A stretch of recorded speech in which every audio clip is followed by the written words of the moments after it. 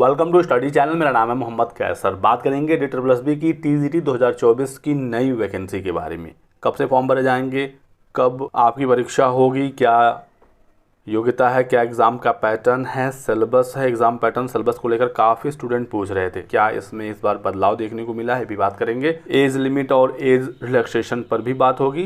बने रहिएगा हमारे साथ। लेकिन आगे बढ़ने से पहले एक जरूरी सूचना। बात करेंगे DSSB की इस बेस्ट बुक के बारे में जो चक्षु प्रकाशन की तरफ से आती है, और इस बुक की सहायता से आप NTT, TGT, PGT, PRT समेत तमाम भर्तियों की तैयारी कर सकते हैं। संपूर्ण गाइड बुक है जहां पर आप सामान्य अध्ययन, तर्क शक्ति, गणित, हिंदी और अंग्रेजी भाषा को प्रिपेयर कर सकते हैं। 4500 से अधिक यहां पर बहुविकल्पी प्रश्न हैं, व्याख्या सहित। हाल ही में DSSB की TGT की वैकेंसी आई है और इस बुक की सहायता से आप इस एग्जाम में काफ़ी बेहतर कर सकते हैं। पूरा सिलेबस इसमें कवर किया गया है। यदि आपको ये बुक लेनी है ऑनलाइन तो डिस्क्रिप्शन बॉक्स में लिंक दिया गया। साथ ही साथ ये बुक मार्केट में भी इजीली अवेलेबल हो जाती हैं।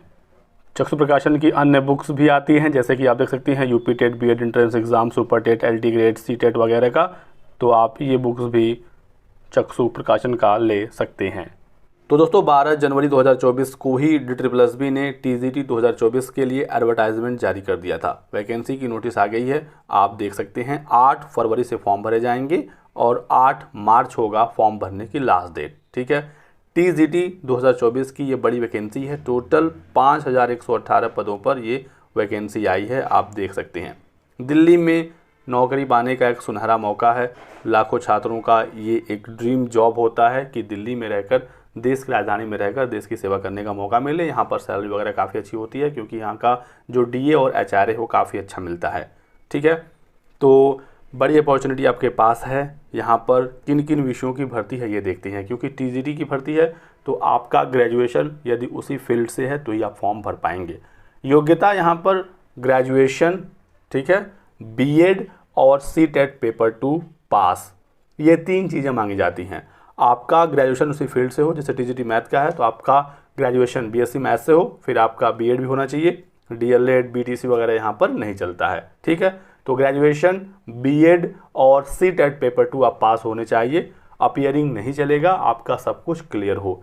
21 जनवरी वाले स्टूडेंट जो C-टेट का एग्ज़ाम दिए हैं उनका रिजल्ट आ ही जाना है मिड फरवरी तक, तो आप आवेदन कर पाएंगे, क्योंकि फॉर्म भरने की लास्ट डेट है वो 8 मार्च है।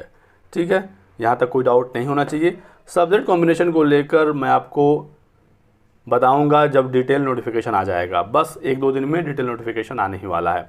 बाकी मैं आपको बता दूं शॉर्ट में, तो सब्जेक्ट कॉम्बिनेशन को लेकर आपको ज़्यादा परेशान होने की आवश्यकता नहीं है। यदि आपका ग्रेजुएशन उस विषय से है, 2 साल तक आपने पढ़ा है, तो कोई भी दिक्कत यहाँ पर नहीं आने वाली है।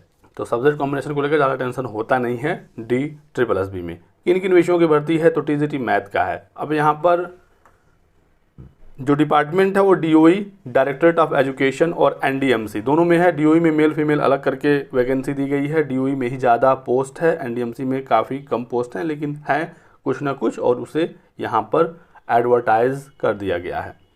तो TGT मैथ्स मेल की बात करें 540 पोस्ट हैं, और TGT मैथ फीमेल में 568 पोस्ट हैं। रिक्तियाँ काफ़ी अच्छी खासी हैं। और NDMC में 11 पोस्ट है TGT मैथमेटिक्स का। ऐसे ही TGT इंग्लिश की बात करें मेल का तो 413, TGT फीमेल का 379 और NDMC में 11। TGT सोशल साइंस मेल की बात करें 129, TGT सोशल साइंस फीमेल 179, और NDMC में 2 पोस्ट हैं। TGT नेचुरल साइंस मेल में 183, TGT नेचुरल साइंस फीमेल में 166 प्रकार से वैकेंसी है। TGT हिंदी की बात करें DOE में 75 और TGT हिंदी फीमेल में 110, TGT हिंदी NDMC में 7। और संस्कृत में काफ़ी अच्छी खासी रिक्तियां हैं। TGT संस्कृत की बात करें मेल में 477, फीमेल में हालांकि 141 ही हैं, और NDMC में 13 पोस्ट हैं। TGT Urdu 265, TGT Urdu female 356। ठीक है। मेल में 265 और फीमेल में 356। TGT उर्दू NDMC में 5 सीट है।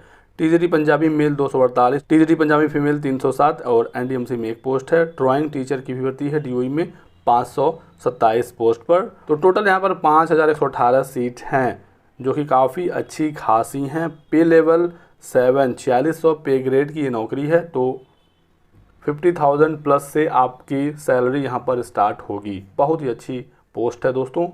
एलिजिबिलिटी आपने समझ लिया, फॉर्म कब से भरे जाएंगे ये आपने जान लिया। एज लिमिट की बात कर लेती हैं यहीं पर, क्योंकि एज लिमिट को लेकर काफ़ी बच्चे पूछ रहे थे। तो DSSB TGT में एज लिमिट की बात करें मेल के लिए यहाँ पर 32 ईयर्स है। ठीक है। यूआर मेल की बात हो रही है, सामान्य वर्ग का पुरुष अभ्यर्थी 32 साल और फीमेल 40 साल, ठीक है। ये यूआर की बात हो रही है। अनरिजर्व कैटेगरी की बात हो रही है। रिजर्व कैटेगरी को छूट मिलता है, ओबीसी को 3 साल का अपर एज लिमिट में छूट है, एससी एसटी को 5 साल का अपर एज लिमिट में छूट है। तो अपर एज लिमिट में आप उस रिलैक्सेशन को ऐड कर दीजिएगा। बाकी जब डिटेल नोटिफिकेशन आएगा तो एक बार चर्चा हम करेंगे हर पॉइंट पर, उसको लेकर आप परेशान ना हो। एग्ज़ाम पैटर्न की बात करते हैं। सबसे ज़्यादा पूछा जाने वाला सवाल आप लोगों का था पिछले वीडियो में कि सर हमें बताइए एग्ज़ाम पैटर्न।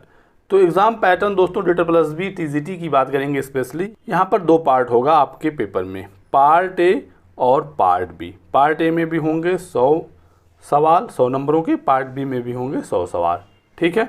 यहाँ पर दोस्तों जो पार्ट ए है, ठीक है, ये जनरल पेपर होता है। आप TGT का दीजिए, PGT का दीजिए, PRT का दीजिए, पार्ट ए हर जगह पूछा जाता है। पार्ट ए में 100 मार्क्स के सवाल होंगे। क्या क्या पूछा जाएगा ये आप समझिएगा। तो यहाँ पर आपसे पूछा जाएगा मैथ 20 नंबर का, 20 सवाल 20 नंबर का, reasoning 20 number, GK GS 20 marks, Hindi 20 marks और इंग्लिश 20 मार्क्स। 5 सब्जेक्ट हो गए, सबसे 20-20 नंबर के सवाल, टोटल 100 नंबर आपका पार्ट ए से पूछा जाएगा। हिंदी, इंग्लिश, मैथ, रीजनिंग और जीके GS मिलाकर तो टोटल यहाँ पर हुई आपके 100 मार्क्स 100 नंबरों के लिए। नेगेटिव मार्किंग 1/4 होती है 0.25, इसका आपको ध्यान रखना है। पहले दोस्तों आपको चाहे पार्ट ए हो या पार्ट बी हो, ठीक है, 40 मार्क्स आपको लाने होते थे। ये इसमें दोस्तों एक सेक्शनल क्वालिफाइंग कंडीशन था कि दोनों सेक्शन आपका क्वालिफाई होना चाहिए, लेकिन इसमें लेटेस्ट अपडेट ये है कि इस बार सेक्शनल जो क्वालिफाई करने की कंडीशन है, यानी कि पार्ट ए में 40 मार्क्स, पार्ट बी में 40 मार्क्स, ये हटा दिया जाएगा। टोटल एक ही ओवरऑल आपका कट ऑफ बनेगा, ठीक है। तो इसकी वजह से जो ओवरऑल कट ऑफ है वो ज़्यादा देखने को मिलेगा, ज़्यादा कट ऑफ जाएगा, क्योंकि कुछ लोग मान लीजिए पार्ट बी में काफ़ी अच्छा स्कोर किए, पार्ट ए में 40 मार्क्स नहीं ला पाए, वो बाहर हो जाते थे, या पार्ट ए में खूब अच्छा स्कोर किया, पार्ट बी में पीछे रह गए, वो बाहर हो जाते थे। तो ये बात आप समझिएगा। तो पार्ट ए का आपने पूरा यहाँ पर कहानी समझ लिया कि पार्ट ए में क्या होगा। पार्ट ए में 5 अलग अलग भाग हैं, मैथ है, रीजनिंग है, GS है, हिंदी है और इंग्लिश है, ठीक है। सबसे 20-20 सवाल आएंगे, 100 नंबर का आपका ये क्वेश्चन यहाँ से पूछा जाएगा। एक बात का आपको और ध्यान रखना है, यदि आप पहली बार DBB की परीक्षा देने जा रहे हैं तो बहुत ही ध्यान से मेरी बात सुनिएगा। मान लीजिए सबसे पहले मैथ्स के 20 सवाल आए, ठीक है, मैथ आपका सबसे पहले आ गया 20 सवाल, आपने 10 क्वेश्चन किए और उसके बाद के 10 क्वेश्चन आपको लग रहे हैं कि कठिन है, थोड़ा हार्ड लग रहा है, कन्फ्यूज़न है, चलो आगे बढ़कर रीजनिंग वाला पार्ट कर लेते हैं, बाद में फिर टाइम बचेगा मैथ्स देखेंगे। आपको ये काम नहीं करना है। जैसे ही आप मैथ्स के क्वेश्चन कर लेंगे, चाहे 5 करिए, चाहे 10 करिए, चाहे 15 करिए, चाहे 20 करिए, उसके बाद आप आगे बढ़ जाते हैं नेक्स्ट सब्जेक्ट की तरफ, यानी रीजनिंग में यदि आप आ गए तो आप दोबारा फिर वापस मैथ में नहीं जा पाएंगे, ये वाला सेक्शन लॉक हो जाएगा। ऐसे ही रीजनिंग से यदि आपने आगे बढ़कर इंग्लिश वाले सेक्शन में आप चले गए या हिंदी में या GS में, तो बस आप आगे ही जा सकते हैं, आप बैक नहीं जा सकते। तो आपको ये बात ध्यान रखनी है, नहीं तो आपसे बहुत बड़ी मिस्टेक हो जाएगी। ऑनलाइन एग्ज़ाम होता है, एक एक सब्जेक्ट, एक एक सेक्शन आपको फाइनल करते हुए ही आगे बढ़ना है। 120 मिनट का समय मिलेगा, 2 घंटे का, तो बहुत ज़्यादा समय नहीं रहता है। आपको टाइम मैनेजमेंट काफ़ी बेहतर तरीके से करना होगा और जो करना है एक सेक्शन में ओवरऑल आपको करके ही आगे बढ़ना है। पार्ट ए आपने समझ लिया, अब बात कर लेते हैं पार्ट बी का। पार्ट बी में भी 100 मार्क्स के सवाल पूछे जाएंगे और यहाँ पर जो 100 नंबर के सवाल पूछे जाएंगे ये आपके सब्जेक्ट स्पेसिफिक होंगे, ठीक है, आपका सब्जेक्ट और उससे रिलेटेड पेडागोजी, यानी कि आप TGT मैथ्स से फॉर्म भर रहे हैं तो मैथ्स पूछा जाएगा, जो SST वाले होंगे, इंग्लिश वाले, हिंदी वाले, संस्कृत वाले, उर्दू वाले, तो जिस विषय से आप फॉर्म भरेंगे उससे रिलेटेड 100 क्वेश्चन पूछे जाएंगे।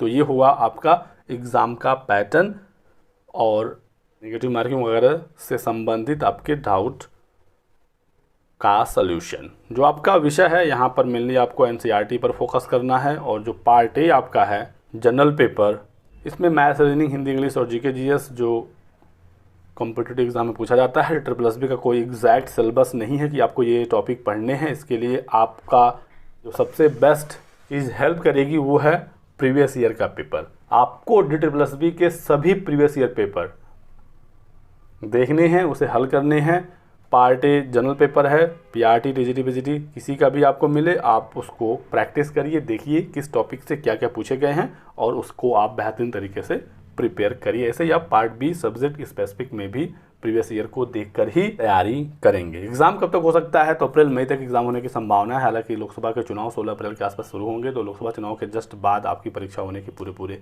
चांसेस हैं। तो इस स्ट्रेटेजी के साथ आप अपनी तैयारी को शुरू कर दीजिए। बाकी इसके अलावा कोई और आपके डाउट हो, सवाल हो तो लिखिए कमेंट सेक्शन में, सभी सवालों का जवाब बहुत ही जल्द दिया जाएगा। इस वीडियो में बस इतना ही। वीडियो को लाइक करें, चैनल को सब्सक्राइब कर लीजिए और हमारे साथ बने रहिए। Thanks for watching.